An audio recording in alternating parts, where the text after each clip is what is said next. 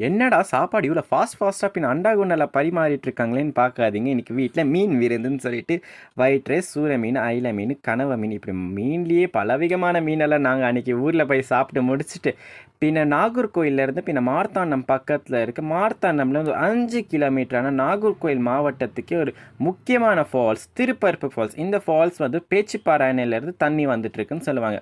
நாங்கள் ஃபேமிலியோட இந்த ஃபால்ஸுக்கு 18 மெம்பர்ஸ் போகணும். 180 ருபீஸ் பர் பர்சனுக்கு 10 ருபீஸ் டிக்கெட் சார்ஜ் பண்ணுறாங்க.